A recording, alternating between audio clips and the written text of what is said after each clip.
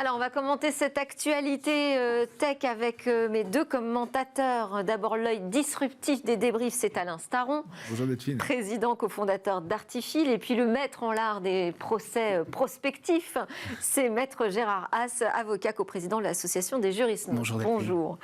On va démarrer avec le commentaire qui s'impose sur le lancement, le début de lancement du réseau social de Donald Trump. Il s'appelle Trousse sociale, puisqu'on y trouvera visiblement la vérité. Je ne sais pas qui le définit, mais c'est ainsi que c'est présenté. Alors pour l'instant, il y a eu quelques déboires techniques. On nous dit que ce sera vraiment finalisé qu'au mois de mars, mais c'est quand même, ça y est, la première réponse en fait d'un ex-président qui a été banni des réseaux sociaux en 2021 après l'invasion du Capitole. Oui, 50 ou 100 ans après, c'est la Pravda, qui veut dire aussi la vérité. Donc, bon...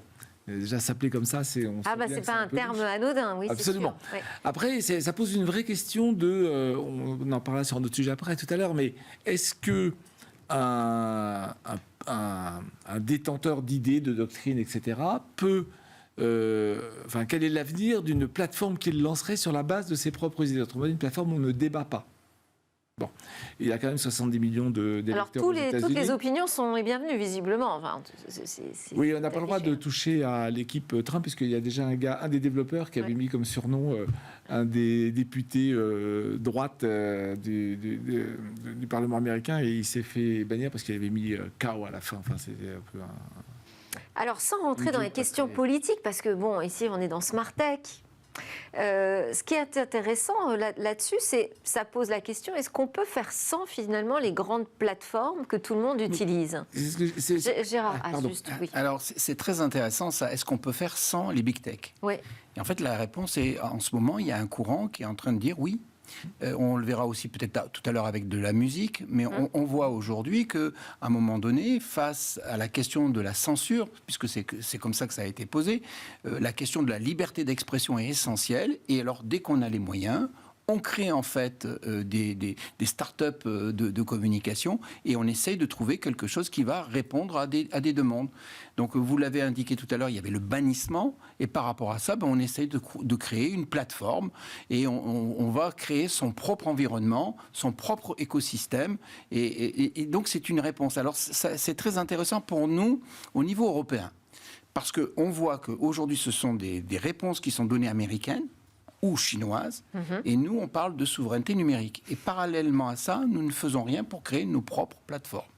Alors, il y a des initiatives, il y a des plateformes, il y a des solutions. D'ailleurs, la plateforme Trousse Sociale, elle va utiliser Rumble, je crois, pour diffuser les vidéos. Elle s'appuie sur Mastodon, qui est une alternative aussi à Twitter. Bon, on voit qu'on a des outils. Le problème, c'est que pour l'instant, ça ne perce pas. Donc, oui, on peut technologiquement faire sans les grandes plateformes, mais est-ce qu'on peut vraiment s'imposer? Est-ce que la puissance, par exemple, de l'image d'un Donald Trump suffira à faire ça, lever des fonds pour réussir à dépasser les big tech? En fait, c'est le sujet. Derrière big tech, il y a tech. Très bien. Mais la tech, c'est de plus en plus simple. Je ne devrais pas dire ça, c'est mon métier, mais c'est quand même pas très compliqué. Vous avez foison d'open source, de logiciels libres. Enfin, vous pouvez construire, et c'est ce qu'ils ont fait avec un mécano. Non, le sujet, c'est qu'il n'y a pas que tech. Il y a, je rends un service à des utilisateurs.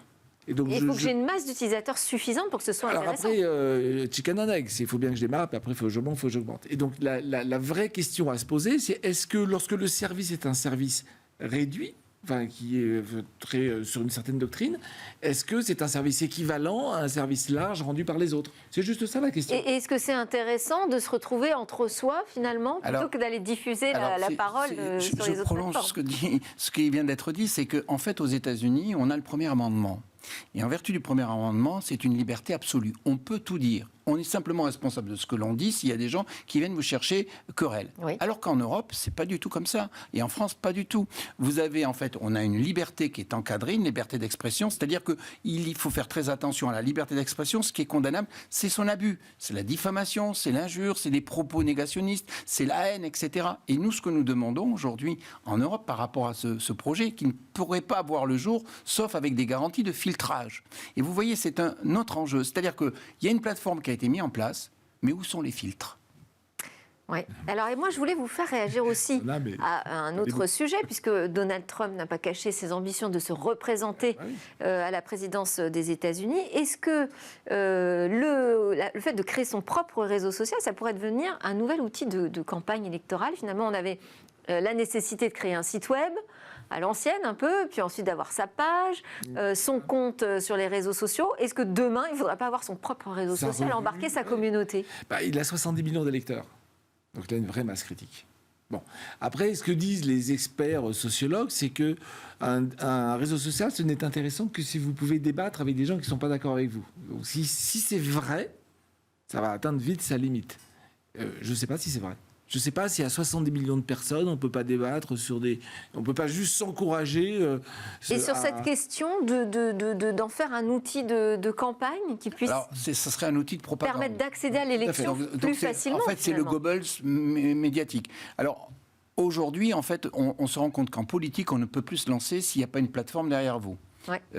Obama l'avait déjà montré là-dessus. Palantir, quelque part, avec l'affaire Cambridge Analytica, nous a montré aussi que les lecteurs, si on peut le toucher, c'est important. Bon, Trump se prépare et a mis avec sa vérité une plateforme. Alors, alors, il faut aller au-delà du phénomène Trump et se dire, derrière ça, est-ce que les politiques en tant que tels, les partis, n'auraient pas intérêt Ils auraient intérêt. Ils auraient intérêt à les faire. Après, il faut avoir la masse critique suffisante. Voilà, absolument. Mais on sait par exemple qu'aujourd'hui, il y a des plateformes qui permettent d'aller, j'allais dire, suivre le bon électeur pour aller frapper à sa porte. Il y a toute une série d'outils.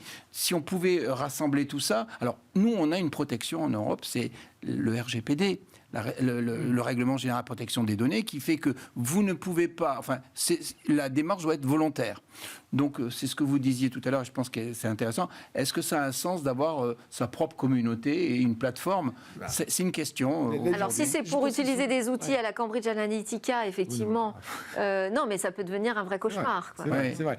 Ceci dit, je pense qu'ils sont juste sous critique. C'est-à-dire, je suis pas sûr qu'il ait assez pour gagner les prochaines élections. Donc la difficulté, c'est pas tellement les gens qu'il aura sur sa plateforme, c'est comment les convaincre les autres. Et là, à mon avis, le problème est entier. Bon, il reste 2 ans. Allez, on change de sujet, on quitte la politique, on va s'intéresser aux règles en France. Un produit reconditionné, désormais, ne peut plus être vendu comme neuf. C'est un décret, en fait, qui interdit d'associer les termes comme neuf, remise à neuf, à l'état neuf. Gérard Haas, puisque vous êtes avocat, est-ce que ça vous semblait nécessaire de mettre les points sur les i? Est-ce que ce n'était pas suffisamment encadré, ces reventes de produits reconditionnés? Non, ce n'était pas assez encadré. En fait, s'il y a eu une réglementation, c'est qu'il y avait un vrai débat. Il y avait le consommateur a besoin de transparence. Et donc, on est sur cette règle-là. Et effectivement, il fallait aussi ne pas jouer sur les informations. Donc, on jouait trop, si vous voulez. On ne précisait pas suffisamment le produit reconditionné. Et donc, il y avait toute une série de termes qui pouvaient être utilisés. Il y avait un flou qui créait une insécurité. Et donc, derrière ça, si vous voulez, il fallait... Le législateur s'est saisi de cette opportunité qu'il avait dans la loi de l'encadrer. Et donc, c'est quelque chose qui était nécessaire parce que le marché était flottant et il y avait une insécurité. Donc, je trouve que c'est une bonne chose et c'est précisé. Donc, c'est encadré maintenant. Alors, c'est précisé, mais alors moi, je chipote, hein, mais ça donne une définition de ce qu'est un produit reconditionné. Mais donc ça précise qu'il faut que le produit ait subi des tests portant sur toutes les fonctionnalités afin d'établir qu'il répond aux obligations légales de sécurité et à l'usage auquel le consommateur peut s'attendre. Ok, mais ça ne dit pas quelles sont les procédures, les tests qui doivent être Alors, il y a des règles sur la certification qui devront être mises en place, etc. Mais surtout, avant, on avait un autre texte qui était celui des biens d'occasion. Et donc, on avait un flou entre le bien d'occasion et le produit qui était reconditionné. Et donc, ça permet de différencier. Alors, ça va vers une meilleure... Enfin, on a besoin de transparence. Et je vous rappelle que dans le Code de la consommation, comme dans le Code, j'allais dire, civil...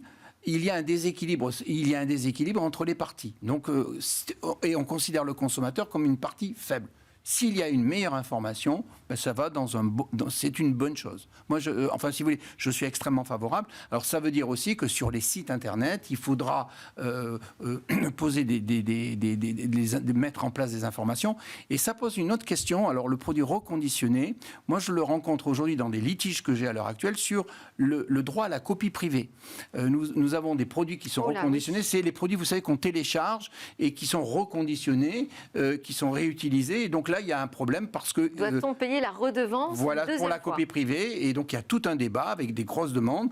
Et effectivement, la copie privée s'est glissée là-dedans, a considéré que c'était une redevance qui devait, le produit étant la protection des auteurs et des artistes-interprètes, devait permettre un droit à la copie privée. Ils estiment que ce n'est pas payer une deuxième fois, mais que c'est un nouvel utilisateur, donc il doit s'acquitter de ce que les industriels et fabricants disent, ben non, c'est un produit qu'on a déjà payé une fois. Et puis ça pénalise quand même un marché.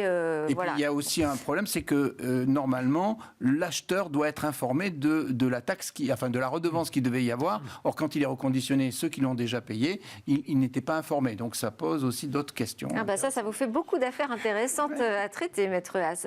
Je vais vous lancer, Alain, sur un autre sujet. C'est la proposition de loi qui vise à installer par défaut un contrôle parental sur tous les équipements qui possèdent un écran, potentiellement seront connectés à Internet et qui possèdent aussi un système d'exploitation. Mais pas les objets connectés dans leur ensemble. Voilà, j'ai mis les 3 conditions. Et oui, mais ça veut dire que vous avez un berceau connecté, des couches connectées, une brosse à dents connectée, elle n'est pas sujette à ça. Bon, alors, a priori, il n'y a pas de débat. Oui, mais si je n'ai pas de système d'exploitation, comment je fais pour installer un contrôle parental? Demandez pas à un ingénieur de faire les choses parce qu'il saura les faire. Donc le sujet, alors, effectivement, donc en revanche, effectivement, ils ont retoqué le fait que ce soit obligatoire le contrôle parental. C'est juste une proposition. Donc ça, c'est plutôt bien parce qu'il y a des contrôles parentaux qui sont assez cachés.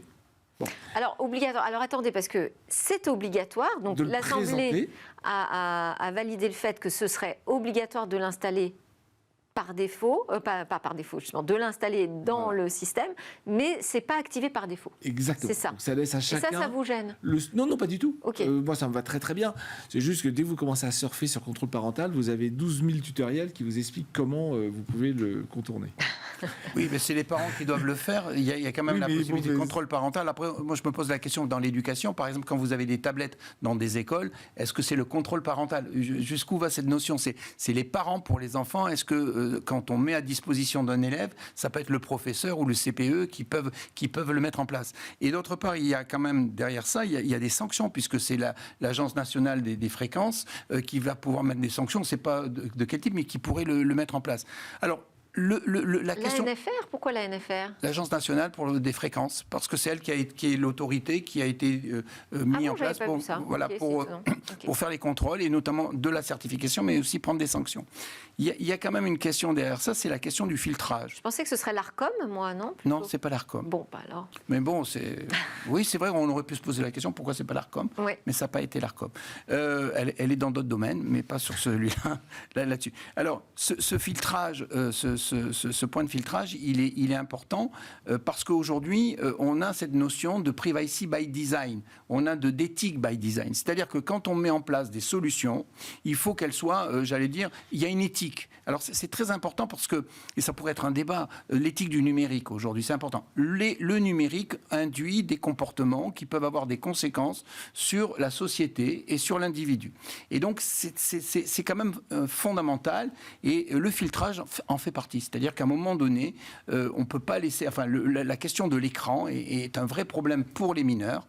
Et on peut dire aussi le contrôle parental, ça concerne les mineurs qui sont très fragiles, qui doivent être protégés là-dessus. Donc c'est une protection, ça va s'imposer à tous les fabricants. Est-ce que quand on lance un produit connecté, par exemple, c'est une embûche, une contrainte supplémentaire? Non. D'abord, il y a 12 000 solutions qui existent, donc c'est pas grave. Enfin, ça se fait très bien, et éthiquement, c'est juste légitime. Donc il n'y a pas de débat. Après, moi, je suis toujours en train de chercher la petite bête, et j'en vois deux. C'est qu'on peut toujours contourner un contrôle parental si on a un enfant, même de 10 ans, qu'on est un peu futé. Ils prennent les cartes de crédit, ils doivent bien pouvoir... Ou on peut ne pas l'activer, puisque donc il n'est pas activé. Les parents ne sont pas forcément éveillés à l'activation. Mais justement, la loi dit... Quand vous mettez en marche votre produit, vous avez déjà des premiers écrans, vous dites tout de suite, là, il y a un contrôle parental, qu'est-ce que c'est, à quoi ça sert? Oui, d'accord, mais en général, c'est à l'enfant, on lui offre l'objet et il s'occupe de l'installation. Auquel cas... Non. Oui, si c'est quand ça. Même. Mais il y a quelque chose qui est intéressant aussi, c'est que la loi a prévu la possibilité de le désinstaller. Donc il y a l'entrée, il y a la sortie. Donc le produit n'est pas figé. Il faut informer. L'enfant peut grandir.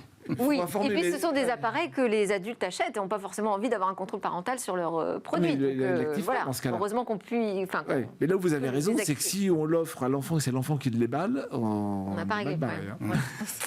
Je crois que ça passe au vote des sénateurs aujourd'hui même, mais il n'y a pas beaucoup de suspense, ça va Non. vraiment s'imposer. Ce sera la nouvelle règle contrôle parental sur tous les produits connectés. On termine avec l'annonce de la sortie de l'album Donda 2 de Kanye West, donc uniquement sur un boîtier qui est mis en vente par lui-même. Hein. Ce boîtier s'appelle le Stem Player.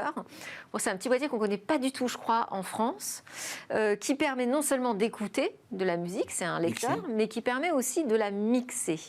Alors, pourquoi ce choix? Alors, il dit que finalement, il prend un risque, hein, il dit qu'il met en danger presque son business model au service d'une révolution, parce qu'il se bat pour la rémunération des artistes qu'il juge scandaleuses sur les plateformes de streaming.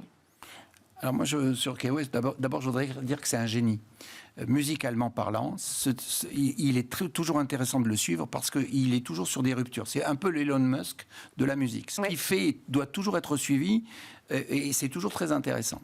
Alors il y a un mouvement que l'on voit aujourd'hui chez les artistes, c'est de se rebeller contre les plateformes. Alors on l'avait avec Spotify. Oui, mais en fait, de plus en plus. Donc il y avait Neil Young, à un moment donné, qui a dit « Je ne tolère pas certains podcasts sur Spotify ». Il a pris une position. Et là, Kanye West, il dit « C'est scandaleux. Regardez, Apple m'a proposé 100 millions de dollars pour en fait avoir mon Donda 2.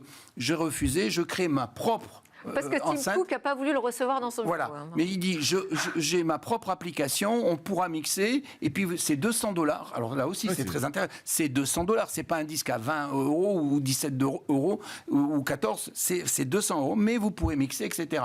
Et puis il dit, regardez, alors ce qui a été intéressant, c'est de voir que le premier jour, il a vendu plus de 11 000 appareils, enceintes, et il a fait 2 millions de $. Donc c'est un point important. Mais après, il dit qu'il aurait en stock 67 000 appareils enceintes. Bon, très bien. Est-ce que c'est un nouveau business model pour la musique? Parce qu'en même temps, il dit, alors nous maintenant, les musiciens, il a une les société de chanteurs, développement. les compositeurs, les producteurs, on est obligé de vendre des baskets pour gagner notre vie. Oui. Bon, maintenant, il va être obligé de vendre des lecteurs. Oui, alors il a quand même sa propre société de EI qui a fait ses enceintes. C'est une tendance, il faut regarder si elle sera suivie. En revanche, il ne renonce pas à ses droits d'auteur. Eh oui. Voilà, non. Oui. Juste... Oui, rapidement, un artiste, il a besoin de rencontrer un public. S'il vend 10 000 boîtes, ça fait 10 000 clients. À mon avis, c'est pas ça son ambition. Il s'est assis sur les 2 millions de subventions d'Apple qui a dit si tu passes chez moi, tu perds déjà les 2 millions tout de suite de sponsoring. Après, dans les 2 millions de dollars qu'il a fait, il faut quand même rémunérer la boîte. Enfin, l'électronique, tout ce qui est dedans. Donc, c'est pas juste pour lui. Donc, moi, je me souviens de Madonna et de David Bowie, je ne suis pas sûr que vous étiez nés, qui avaient fait déjà la même chose en disant la Warner, ça m'énerve. Je monte mon propre label. C'était déjà, j'en ai marre, et ça surfait sur le fait qu'il n'y a plus de CD. Donc on est dans le virtuel. Donc une Warner qui avait l'habitude de presser des CD, de organiser le passage chez les disquaires, dans les bacs à disques, tout ça, ça a perdu un peu son sens. Ça n'a pu marcher que chez les leaders, que chez les artistes mondiaux, qui sont les plus grands. Les autres, ils ne peuvent pas suivre.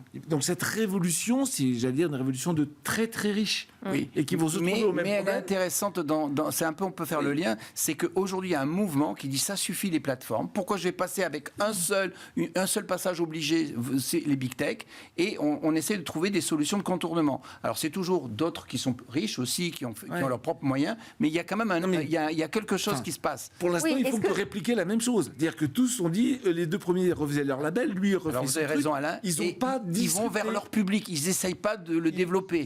Là aussi, c'est une tendance. Ils n'ont pas fait ce que la dénommée Warner est en train de faire, c'est-à-dire dire la plateforme n'a plus de sens, je m'oriente vers un écosystème autonome où chaque artiste peut être autonome sur son public. Mais ça n'existe pas encore.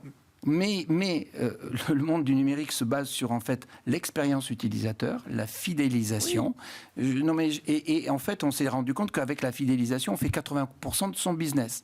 En revanche, ce qui est très intéressant, très vite, c'est que le modèle de l'abonnement est remis en cause avec ce système. Bon, donc c'est un tout début de disruption. Peut-être l'autre disruption, c'est quand même aussi que on va pouvoir écouter, mais recréer sur une musique qu'on écoute. Ça, ça pour le droit d'auteur, ça pose un vrai problème. Voilà. Ouais. Et après, moi, j'attends juste le premier qui va mettre gratuitement la musique, le morceau. Alain Staron, président cofondateur d'Artifil, et Gérard Haas, avocat coprésident de l'association Les Juristes Notes. Merci beaucoup. Merci Delphine. On se retrouve juste après la pause. On va parler du monde du libre.